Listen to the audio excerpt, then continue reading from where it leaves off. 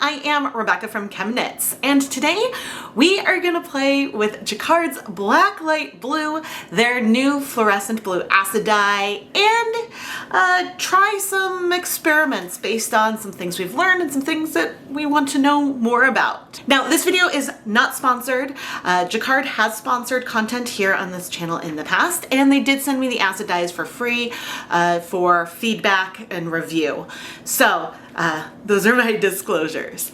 Blacklight Blue isn't a fluorescent blue acid dye molecule, but it is a blend of a blue dye, a blue acid dye, and a special colorless acid dye pigment that is fluorescent. So this combination gives you a pale blue at a 1% depth of shade. But then when you turn on a black light, you have a fluorescent yarn. And I'm never gonna get tired of seeing this.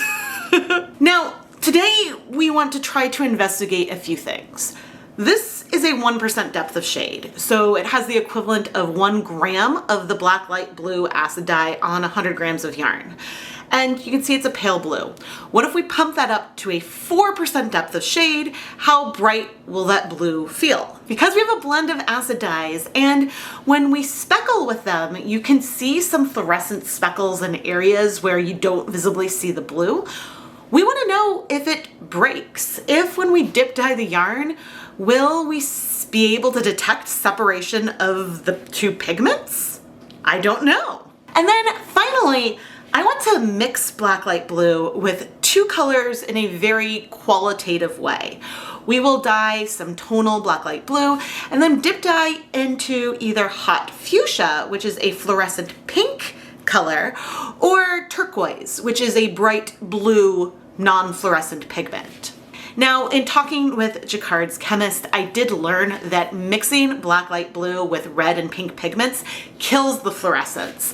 So you might see a beautiful color in white light, but if you turn on a black light, you're not gonna see that light emission, that fluorescence that we see, or maybe not as much. However, you can mix blue pigments like turquoise or brilliant blue and still be able to see the fluorescence there. So we want to get a qualitative feel before going and doing some more mathematical mixing to see what kind of ratios we can do where we can still see fluorescence. But this is a long introduction, and so now let's go pump up the volume and look at this at a 4% depth of shade.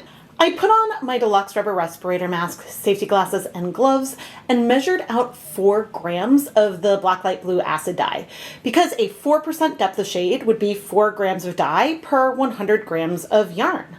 I dissolved this dye in some hot tap water and then went to go and start kettle dyeing. I set up a dye bath with 16 cups of water and then added our 4 grams of dye with 100 grams of Knit Pick Stroll fingering weight yarn. This yarn is 75% superwash merino wool, 25% nylon. After mixing the yarn and the dye, I added 4 tablespoons of white vinegar and started heating things up on my hot plate. It did take forever for the hot plate to heat up. I actually did all of this dyeing in a live stream that you can go and check out. I'll link to that down in the video description if you want to see more real-time reactions to this 4% depth of shade. I checked in on the dye bath with a black light occasionally, and it did appear that potentially the fluorescence went into the yarn before all of the blue did, but it's a little hard to say.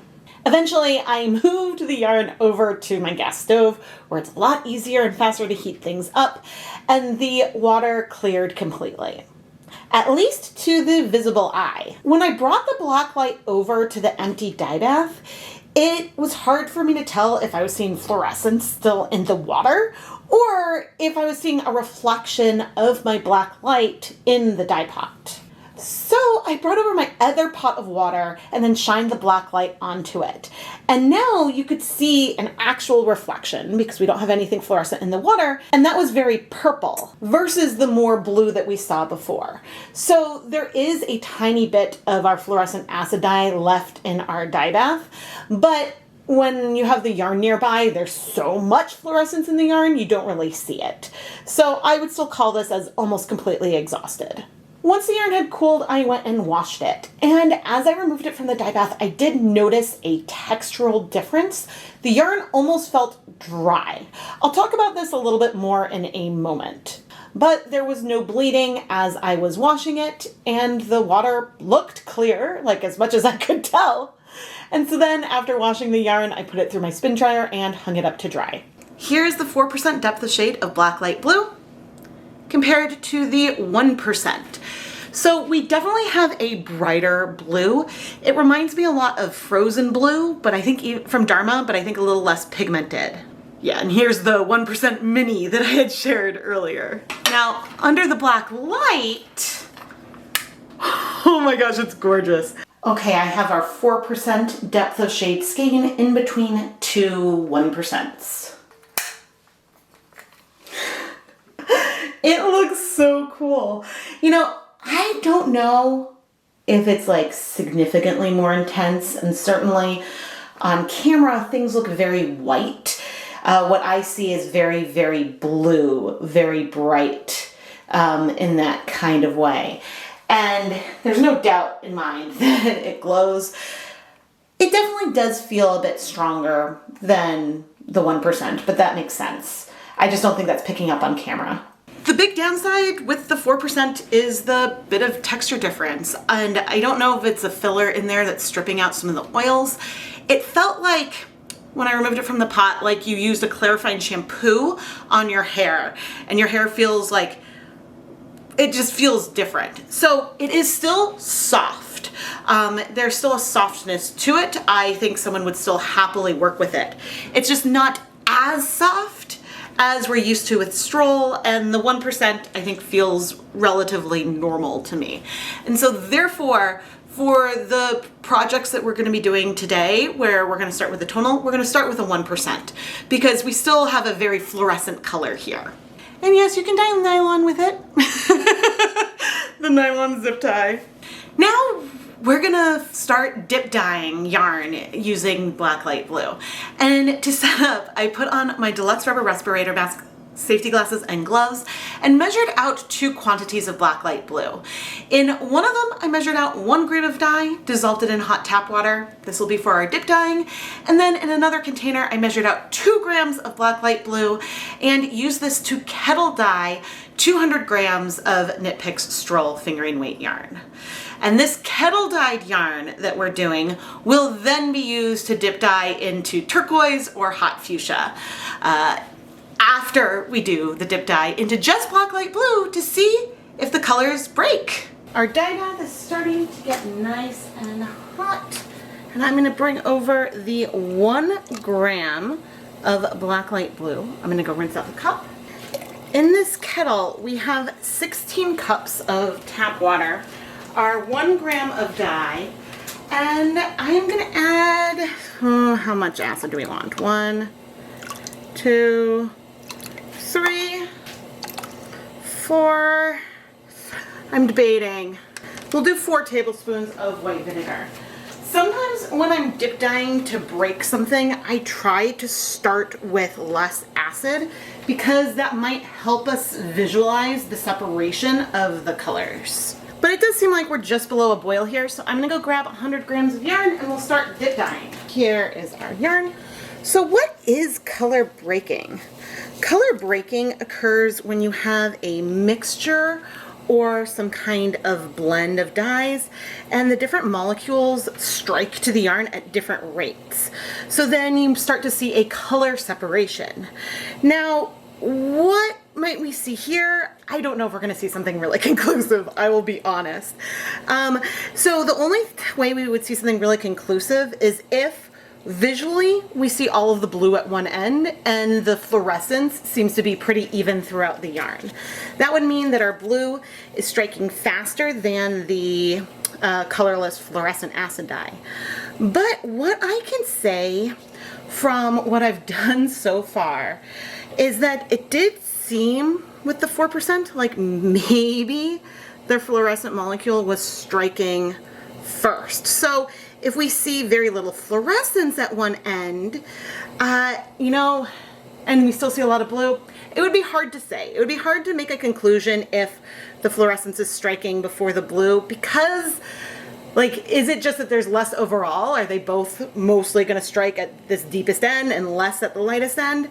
That I don't know, because they're also not striking particularly quickly for the amount of pigment. So I'm going to grab a little bit more acid. We're going to do another 4.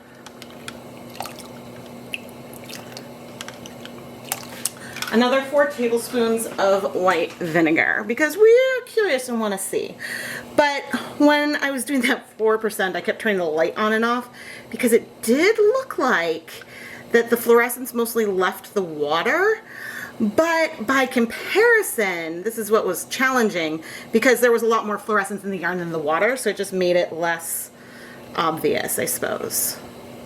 But you can see our blues are getting lighter and lighter.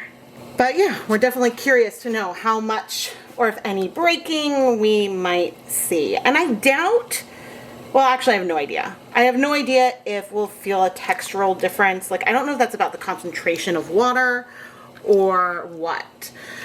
Because I wonder if the kettle dyed yarn, which I have next to me that's heating up, if those 300 grams of yarn are gonna feel a little bit drier than what we're used to. That I don't know and can't say. So we do definitely have less blue. We're getting less and less blue in there. I have not finished adding in the yarn. I want to grab the Blacklight, because here's another issue I'm having. Whenever I'm doing dip dyeing and I'm trying to get things break, I gauge how slow or fast I dip the yarn based on visual cues and what I'm seeing. And so, because sometimes you can start to like see the color change and separate. Oh, that is awesome. Now, if I remove the yarn, there is a little bit of fluorescence left in the dye bath. I suppose I should have done this first, but with the yarn there, like when I put the yarn in, it looks like it's all in the yarn. But I am seeing fluorescence all the way, I mean less. You know, it's hard to say. Okay, most of the blue, almost all the blue is in. I'm gonna add the end of the yarn, and I still have the Blacklight. And we're gonna look at this here. Okay, what I can say now, before this is finished heating, is that we have more fluorescence at the deep end and less at the light end.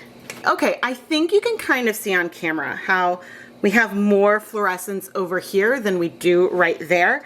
And I have the light right over this area. So currently the lightest end, it's maybe not no fluorescence, but has less than the darkest end. So even if there's not breaking, we know that this colorless acid dye pigment is at least absorbing at a similar rate to the Blacklight blue. So that is something we can conclude from here already. But anyway, I'm gonna heat this for 30 minutes, and then I guess we'll check back in. It has been 30 minutes, and let's see. Okay, I think I see certainly the most fluorescence in the deepest area, and then it's a little unclear if there's none or just a little bit in the lightest area, where we definitely do see some pale blue. But anyway, I'm gonna remove the yarn now because I'm expecting, yes, it looks like all of the color is here in our yarn. And there's no question that we have a gradient of color in here. The water here does look slightly cloudy, like we've observed in the past, and I don't think there's any fluorescence left in it. Because before, when we looked at just plain water, it looked in a pot, it looked a little bit purple, and when we had the leftover 4% dye bath, it looked a little bit blue when we brought the light over. We are obviously going to look at the yarn once it's dry, but given that we've got more dip dyeing going on, I'm curious.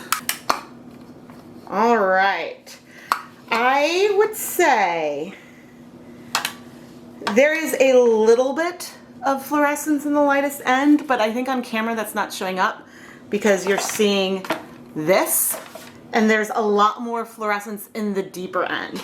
So I'm going to remove that from what's on screen and try to zoom in on here, and we'll do this in the closet as well if we need to. but I do think that we do have a little bit of fluorescence in there. So at first glance, I would say it's a little inconclusive whether or not we see color breaking in here, because clearly we have more blue at one end and more fluorescence at one end. Less blue at the other end and less fluorescence at that other end. So I don't think that I can definitively say the fluorescent colorless acid dye molecule strikes first and then a little bit faster than the blue, at least in this situation. But what we have shown is because the fluorescence seems to decrease and the blue seems to decrease, that they are, at least under these conditions, behaving at very similar rates. And so that confirms what we were told by Jacquard, that they absorb at similar rates. And so this colorless acid dye behaves just like other acid dyes you're used to. I will say this blue does absorb a little bit slower than what I might expect from other pastels, but if it's a pigment that's in turquoise, then maybe that's why.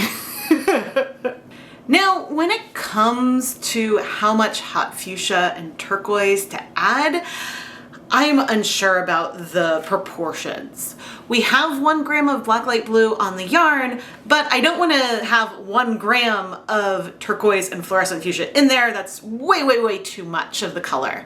So I think I am going to measure out, again, wearing my respirator, safety glasses, and gloves, I'm going to measure out 1/4 gram of dye of each of those colors for the dip dyeing. And this is still a fair amount of dye for these colors.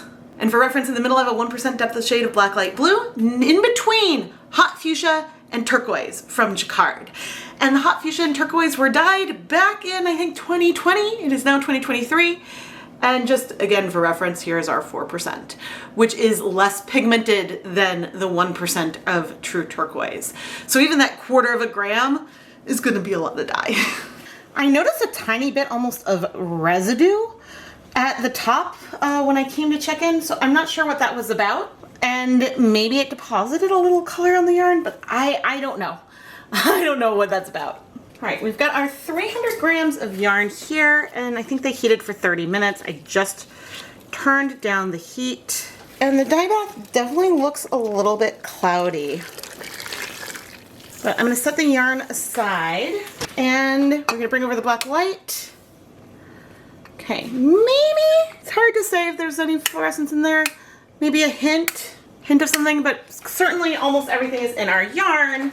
There's a little bit of like a gold residue, some gold splotches at some points of the yarn. At some point, there are some sort of yellowish brown splotches at some points of our yarn. And I don't know for 100% certainty if this came from Blacklight blue or if maybe there was something else in my dye pot, but I did see it sort of like on the surface of this kettle dyed one, but I haven't observed that in other versions I've done of this color. So it could be maybe that filler from Blacklight blue, but I don't really know. Texturally, in hindsight, maybe it is a hair dryer feeling than normal yarn, but it still feels pretty soft. It doesn't feel as odd to me as that 4% depth of shade did when I removed it from the dye bath. But anyway, we will check out for, like, see if we see this residue and other times we do the 4%. But now I do want to show that these are fluorescent before we go and dip dye. And this yarn is definitely fluorescent. I did set the 3rd skein aside to just wash because this will be for comparison, but just so you can see, it is exactly the same as the 2 we're planning on dip dyeing. Nice and fluorescent. For science, everyone, for science. We have to have controls.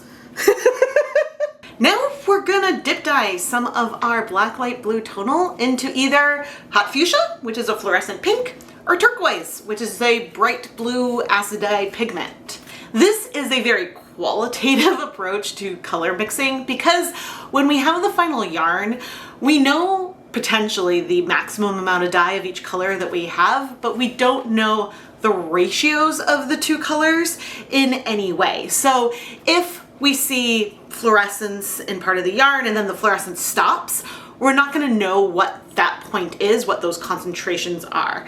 And so we can do a more quantitative color mixing sort of gradient in between the two colors at a later date. But this might tell us, oh my goodness, even half a gram of turquoise is way too much against 1 gram of Blacklight blue.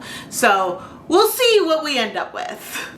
I'm gonna add our 1/4 gram of turquoise blue into 16 cups of plain tap water.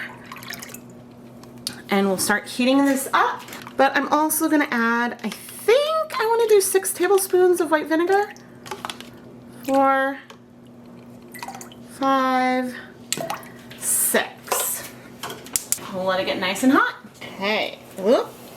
Let's dip dye into turquoise.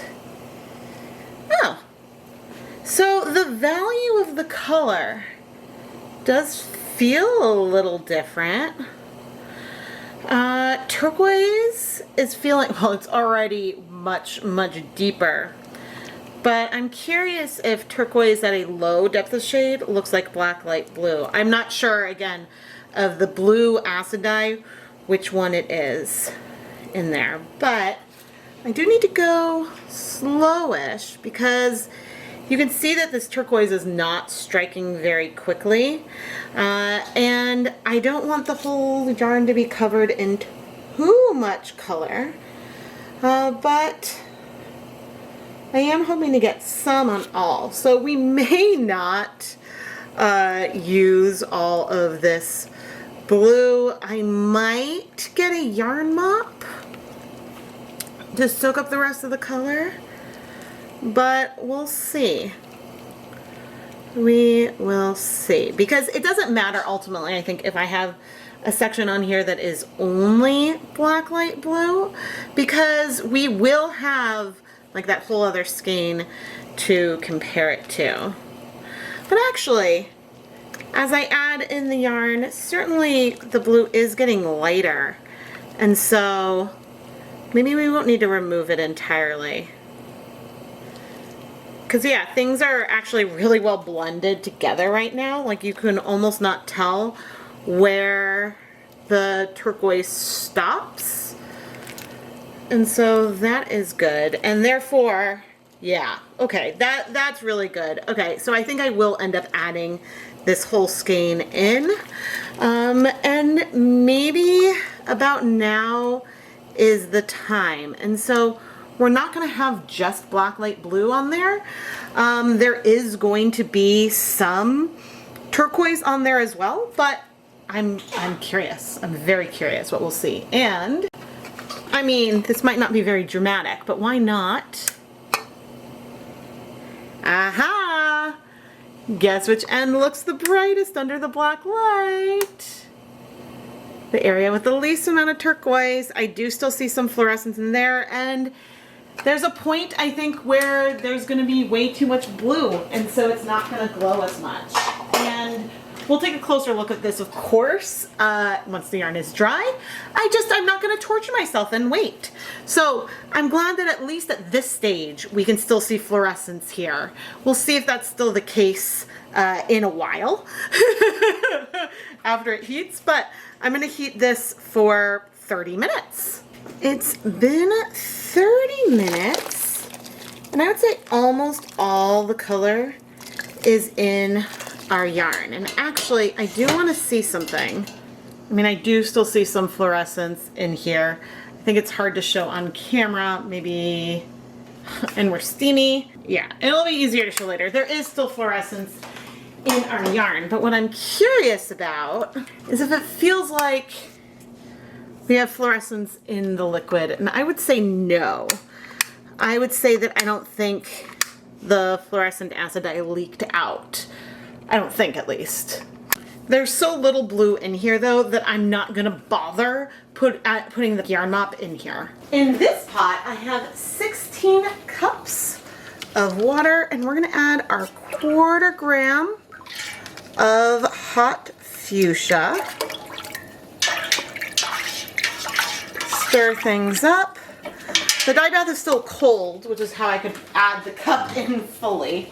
And now I'm gonna add 6 tablespoons of white vinegar and start heating this up. We're nice and steamy, so I am gonna reduce the heat a little bit just to make it a little easier to see. But I'm gonna bring over our Blacklight blue yarn and start dip dyeing. Ooh. I'm curious how pink this end is going to feel compared to, oh yeah, very pink, compared to purple or something. Now, again, I may not be adding all of the yarn in, but we also might. Now, what I don't know is if the reason why the pinks and red pigments mixed with Blacklight blue kills the fluorescence, it could be because maybe the pink dyes or red dyes absorb the wavelength of light that we get from the blue fluorescent yarn. That is something that I don't know, but there may be a proportion where things are okay. But even these colors we have in there right now, those aren't feeling particularly neon to me. They're feeling more of like a muted purple. So I don't know. And I'm unclear still when I did the sock blank.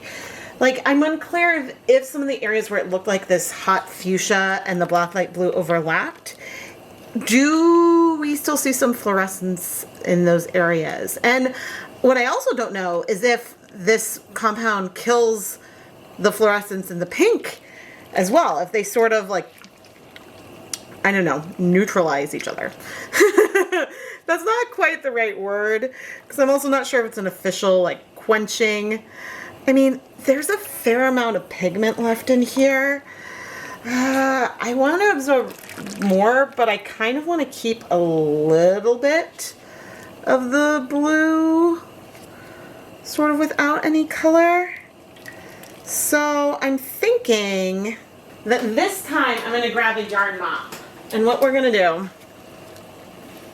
is we're going to just quickly, one last time, dip into the pink. Not using it all, but we have some. And we certainly here have a gradient from where it feels pink to more like purpley blue and a tiny bit of Blacklight blue that did not go in. I'm going to set this yarn aside. We'll steam set it, don't worry. But I'm going to come in with my yarn mop. I don't know how much pink is really left, and so that's the thing. And there's a reasonable amount of pink, but if I had added all of the yarn that we had in here, then yeah, I don't know if this amount would have killed that fluorescence or not. So let me get the steamer basket. And now we're going to add our yarn kind of in like so, where areas might be touching a little bit, but our Blacklight blue is a little bit separate. But before I go get the lid for the steamer basket, I have to know, that is so interesting. We see fluorescence up here. A little bit of pink is fine, but even hot fuchsia is fluorescent. But like maybe there's like a little bit, but that's not what I expect. Interesting. The fluorescence, I mean, it seems lighter and lighter as you go down the skein. That is so interesting because, all right, we can set this back over here for 1 second. Because in contrast, this is still,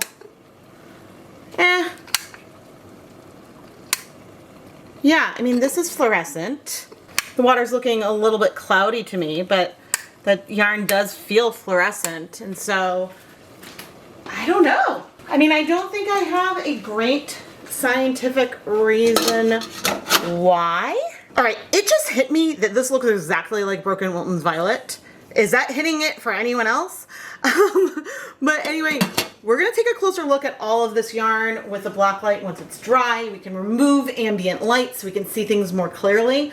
But what I see so far is that the things that Jacquard told me are true, which, I mean, I believed them to be true, but we now have a demonstration of that. Okay, it has been 30 minutes. Brief check-in. I mean, I feel like I see the most fluorescence with the blue alone. There's a little bit in the rest, but I really feel like we dampered that hot fuchsia because, to be fair, there's not a lot of the hot fuchsia in here, but I mean, the pink glows a lot. And so, you know, like that's on par with what we see for the blue. So to see so little, I mean, they really do seem to be, I don't know if it's quenching or what, but they're killing each other. But anyway, I'm getting distracted. I am going to remove our yarn, set it aside to cool. It looks so much like Broken Violet. It is freaking me out. And as for our yarn mop, there's still pink in here. And so we're gonna let this cool off in the dye bath. We're not even at the conclusions, and I'm doing the analysis of our experiments here.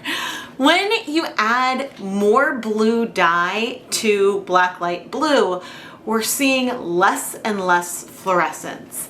And this probably makes sense before even starting, because if you could have had a lot of blue dye in that mixture, they would have had more blue dye in there for a fluorescent blue.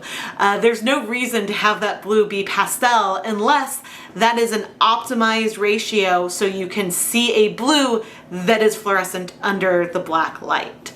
And so it looks like you can add some more blue, but if you add a lot more, then you're gonna get a reduced fluorescence that you see.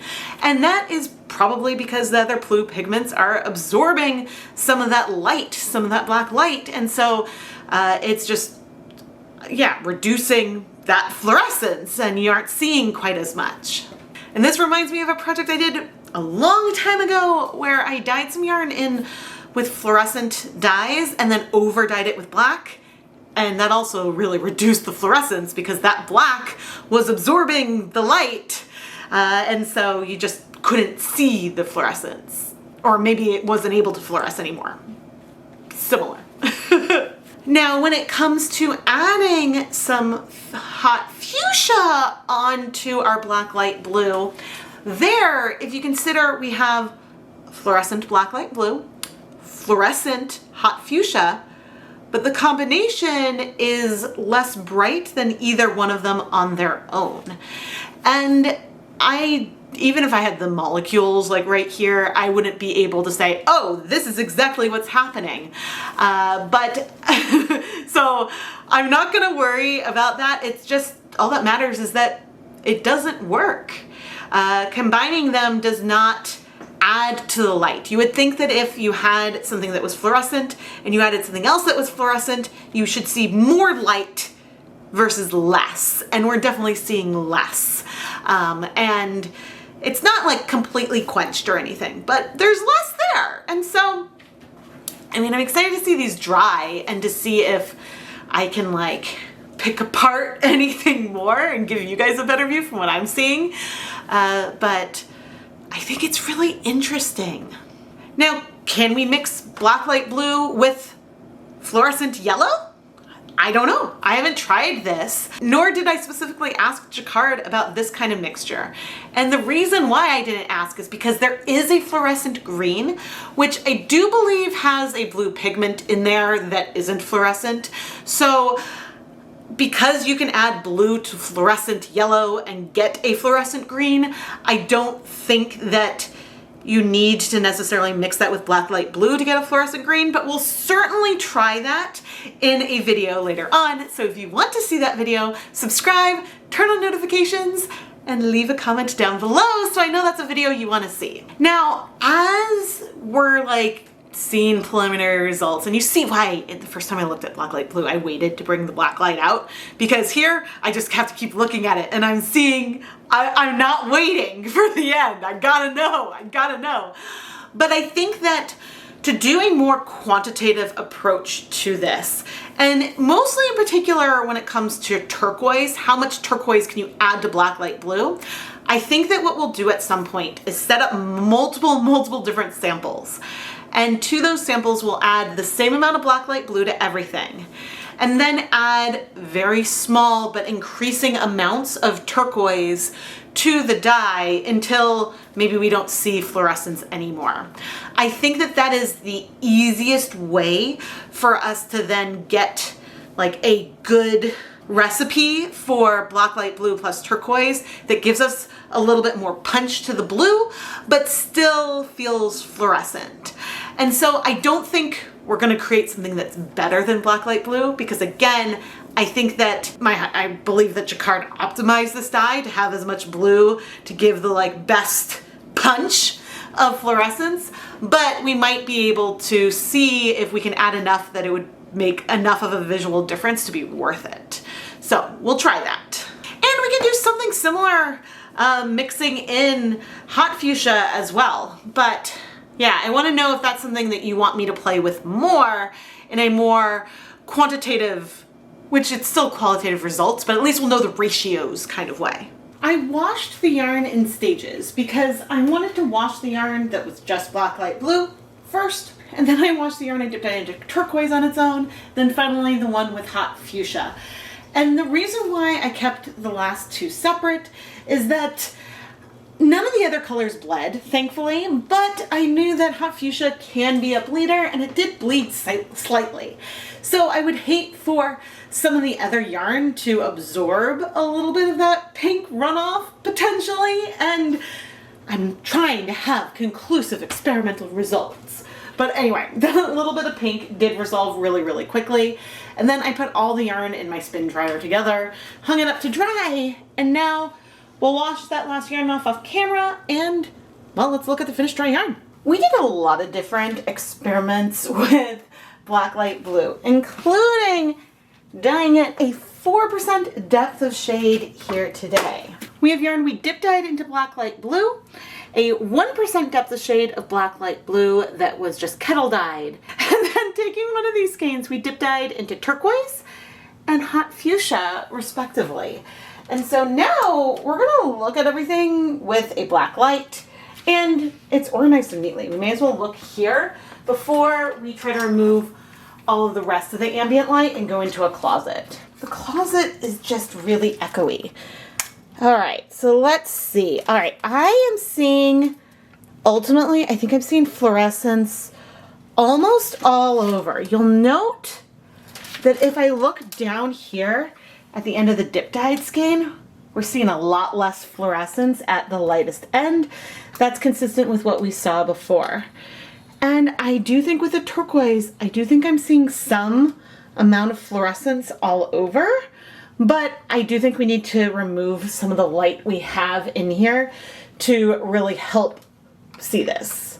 Okay, I don't have space in here to lay everything out, so let's start with our dip dyed skein in Blacklight Blue. And I am seeing fluorescence over the entire skein.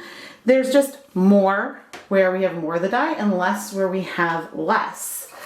I'm going to turn the light off and back on again, because as the camera adjusts, you do see a flare of the light, that fluorescence coming from the lightest end. I believe that we do have some fluorescence in here, it's just less.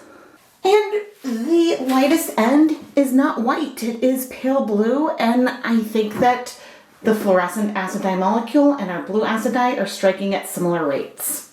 Next up, we have our yarn that we dip dyed in Turquoise Blue. And there's a little bit of Turquoise Blue across the entire skein. And this is still fluorescent. You can see a lot more of the fluorescence where we have less dye, less of the turquoise dye, because don't forget we kettle dyed this at a 1% depth of shade of Blacklight Blue first. But at the other side, I think I'm still seeing fluorescence. Let's zoom in there. Turn the light off and back on. I mean, it is very, very subtle, but I think it feels a little fluorescent to me. Of course, the question is not, can you still see the fluorescence? Is it still a fluorescent blue when you add more blue dye to it? It is, does the fluorescence stand up to other colors of the rainbow? Because if you add enough turquoise and it makes the fluorescence a lot lighter, when you bring in other colors, those might overpower the blue and it might look like it's not very fluorescent. And I have a feeling that Jacquard did try to optimize the ratio of blue to the fluorescent acid dye, so that way you could see the blue color and get a good punch of the fluorescence. Oh, this looks so cool. I wish you could see kind of what it looks like in the yellow light when I have both the black light and light on, but anyway. Now we are moving on to the yarn that started off at the 1% depth of shade of Blacklight Blue, and we dip dyed it into Hot Fuchsia. And we didn't use all that Hot Fuchsia dye. We dip dyed and then removed it and steam set it because I wanted to make sure we had some area on this yarn that is just Blacklight Blue. And this is in contrast with the turquoise, where we did get some turquoise on that lightest end. All right, I do see fluorescence all over. However, the brightest color, the brightest fluorescence is where the Blacklight Blue has very little pink. Just the pink on the blue does glow. It is fluorescent, but it feels reduced. And now if I bring in a tonal leave no dye behind pink skein that used up that leftover pink, that little bit of pink, which is lighter, feels brighter than the pink and blue mixture that we have right here. And so we definitely have more dye on the dip dyed yarn than we do on that tonal pink. And so I think that while we do definitely still have some fluorescence, things are definitely reduced when you combine the Blacklight Blue with the Hot Fuchsia. And this is what we heard from Jacquard, but it's always good to test things out yourself. Likely some way that the fluorescent molecules are interacting with one another with regards to light. One might be absorbing light that the other emits, and so that can result in things feeling a little bit dampened over here, but it's certainly not zero. It's just reduced. The fluorescence that we're seeing is not zero. There is some, but if I were to take a skein of white yarn and dip dye it into Hot Fuchsia and then do something similar with steaming like we did here without the Blacklight Blue first, the fluorescence at that end would be brighter than it was on our yarn mop. And so that is something that, I mean, I know from experience, more dye, brighter fluorescence. And so I feel like now that I'm editing, it does look like, oh, it's still really, really fluorescent. And there is definitely still fluorescence there. It just feels muddier than what otherwise I saw. And so I think I definitely need to look into this more in the future. Stretching the limits of what I can do in the closet. Okay, now all together with a lot of things that are fluorescent, the deepest end of our turquoise dip dyed yarn does not look fluorescent here. And that's because compared to the yarn on either side of it, it is darker. It is just less bright. And the dip dyed in fuchsia, that one I do see more fluorescence and does still look fluorescent in the deepest edge. It just feels muddier. You know, those colors feel a little dirtier and almost patchier, where I don't feel like the color looks patchy in person. So anyway, that is interesting. And then of course we have our yarn dip dyed in Blacklight Blue, and that tiny amount of blue really doesn't look fluorescent compared on a backdrop of a lot of things that are fluorescent, but there's a tiny bit of it there. One last thing to show before we leave the closet. We have our 1% depth of shade of Blacklight Blue, the 4% depth of shade, and then dip dyed into turquoise. And I just want to note that our 4% depth of shade of Blacklight Blue looks more like the 1% with a tiny bit of turquoise than it does the deeper turquoise color. We turn off the light and then turn on the Blacklight. You can see that this 4% depth of shade of Blacklight Blue glows more than where we have more of that turquoise blue. But again, the little bit of color, and this kind of matched that color, it definitely glows more than what we have here. It's definitely brighter, but yeah, under a black light, they are more similar. And I don't think this is showing up well on camera, but the 4% depth of shade of Blacklight Blue does look brighter fluorescence-wise than the 1%. One other note before I get into more conclusions is that texturally, maybe the 4% depth of shade feels a hair drier now, but it still feels very soft and more similar to like the 1% depth of shade that we have here, or really just any other yarn. Like they feel very, very similar. That difference we had with the texture and it feeling dry is a lot more noticeable when it's wet. Ultimately, dyeing fluorescent yarn is all about proportion. It's about the proportion of dye to yarn, so that way you have a color that feels like a neon color. I mean, I would argue that most of these don't feel neon. Maybe that end of the blue up there is starting to feel more neon, but that's no longer fluorescent. Or as fluorescent. And so you've got the proportion of dye to yarn, the depth of shade that you have. Then you have the proportion of the dyes to one another. Because if you start to add more of either a fluorescent pink or more of just blue, then you're not going to see as much fluorescence. However, if you do increase the amount of blacklight blue you're putting on the yarn, you get more visible color and it still stays very fluorescent. And so that ratio of the colorless fluorescent acid dye to the blue, again, likely was optimized. So that way you would see the most fluorescence with the blue color. But certainly adding some, like adding a little bit of blue here, still gave some brightness. It's maybe less bright than the 1%, but there is still brightness there. So we can play around with that more and do something more quantitative in the future. And yeah, it's weird that the fluorescence here felt patchy because this color doesn't really feel patchy to me. So I don't know, that's something else we can explore more in the future if you would like to see it. And here is all the yarn that we dyed all together for this video. And one more time, the black light. But see here with the natural light, notice the parts where you feel like you can see the fluorescence and the parts where it's harder to see. And again, that's about the proportion. The things that are the most fluorescent, you can really see light up, even when I have my softbox and all the lights on here in this room. I am Rebecca from ChemKnits, and I have a feeling this might be a long video. Just a gut feeling. I haven't started editing, but I think it's going to be a pretty long video. So I really hope that you have enjoyed it and you enjoyed this deep dive and having all of this all in one video. I definitely could have separated things out, but I really wanted to do this big dive into it. And so I think when we do some more quantitative approaches, I might deal with 2 pigments at a time.